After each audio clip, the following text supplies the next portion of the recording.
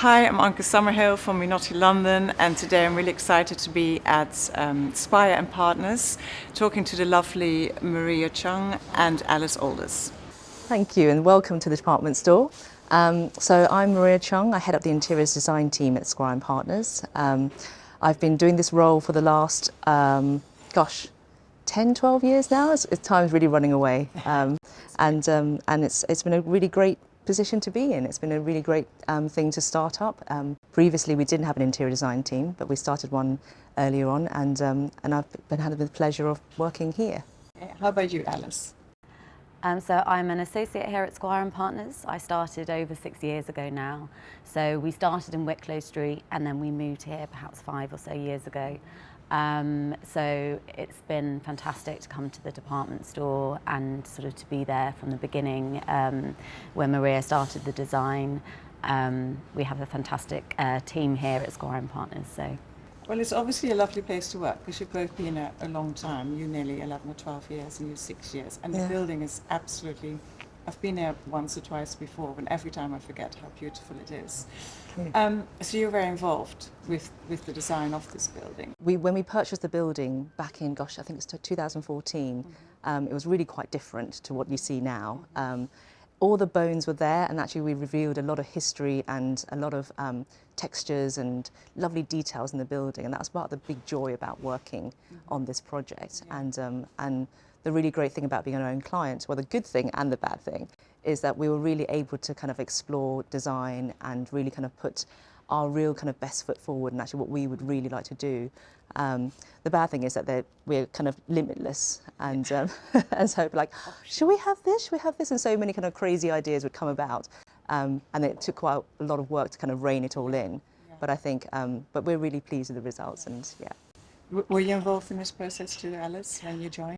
I came in right at the end, and it was sort of my first stint at doing FF&E, sort of this scale. And also like Maria said, it's sort of ongoing. So there was a lot of the accessorizing that sort of came in at the end, the dressing of the spaces.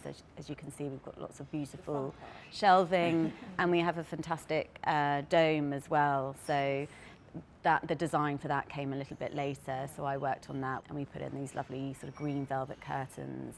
You don't need much in the space because it's a really special space with the colour of the brickwork. In the time you've been there, is there a project that stands out to you, apart from the department store project, obviously, that you're either really loved or very proud of, or you think is your best achievement so far, or stands out for any reason? I think apart from the department store, I think it's got to be the first project that allowed us and showed us the way to interior design, which was Stratton Street. I love that project because our clients were tough. Do you like tough clients? Well, when they're good and tough, I do appreciate them actually, because it pushes us to think harder and work better. Because that was the one that really showed us the way in terms of actually how architects and interior designers do think differently. I remember kind of like our presentations early on with them. We were showing things like really beautiful classic furniture like the Barcelona chair, and they would say, stop thinking like an architect. It doesn't have to be just the Barcelona chair. Every architect uses that. But it's a design classic, it's wonderful. It is good, but you can experiment more. And I think that gave us the confidence to actually go, right, we need to push ourselves more. And so for me, that project always has a special place in my heart. So talking about tough clients, do you feel clients are becoming more demanding, especially in view of sustainability these days? Do people want to know where everything comes from, how it's sourced, if it's sustainable? Yeah. Do you find that? Yeah, clients are definitely more curious. It's usually a conversation that we have very early on, especially when it comes to sort of the selection of the furniture and the materials that we're going to use. And there are so many sort of younger brands as well that are sort of more sustainably conscious as well. So it is very important, and you're absolutely right. To have the conversation at the beginning is a really key part, because it kind of like it sets the mindset of everyone in the team, from the designers to the M&E consultants, the structural engineer. Design. What does good design mean to you? What makes a good design? Do you want to go first, or is that a difficult question? It's a horrible question, maybe. No, I mean, The projects that I really love is when the interior really complements the building. It doesn't overpower it, and it's still unexpected. Yeah. So I also think it's an opportunity to sort of really create an atmosphere, and I think it's nice for it to be sort of more. I like a little bit of theatre and surprise, but that's not always what the client wants. But we try to when we can.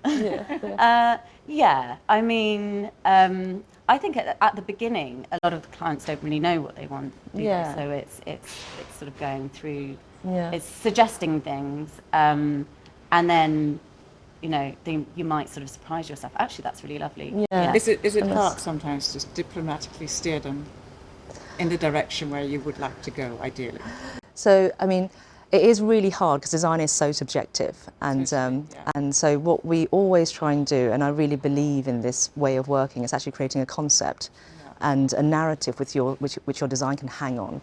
Because exactly as Alice said, a lot of times people don't know what they want, and how do you then say, well, do you prefer pink or blue? Because actually it's so subjective. But what is important is actually what feels right in the space.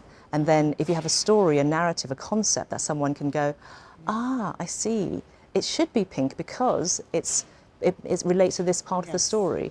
And that's, I think, the bit why I find very beautiful, where you've come up with a concept and a narrative that everyone buys into and everyone understands, to a point where actually sometimes, and that's the real joyous moments, where the client can say to me, I think we should have this. Is that right? It's like, yes, exactly. And so you really bring everyone together, and that's I think when good design really speaks for itself, because there's a story to it. Okay, so I last saw you not that long ago at Salone, which is really great after a 2-year absence. So I know you spent a few days there, and obviously had, well, probably exhausting, but did you enjoy being back? And did you see anything you really loved or stood out? Is there a trend, or were you looking for anything in particular, or were you just looking to see what's happening in the design world? I mean, as you say, that, you know, just actually going back after so many years now, it was amazing to feel the buzz and the excitement there is. I mean, there is that every year, but this year you really felt it. That's like everyone was super excited. And it always amazes me, the effort that the design teams out there kind of put on these shows are so amazing. But I think there's a couple of faves of mine, which is Solid Nature, which is a stone company that we've worked with quite a few times before, and they've just managed to make some pieces which are stunning, like really heavy looking pieces which just seem to float and glide, and that for me was just really a brilliant kind of installation. Stood out. Yeah. What about you, Alice? Is there anything you... Well, when we came to see you at Minotti, I absolutely loved the new Sendo range. It was really beautiful, and the fact that armchair and the sofa, it's sort of so compact and elegant, and you can really see sort of the Japanese influence, but also it has a slight retro feel, and I think it all works so well in so many different fabrics, from the white leather that we saw to something really sort of colourful and bright, maybe sort of more of a 70s, like oranges and browns that we're seeing a lot of, and greens. I'm glad I can't wait to use it. I don't know when, but we've got to, I think it will do really well in the UK market as well.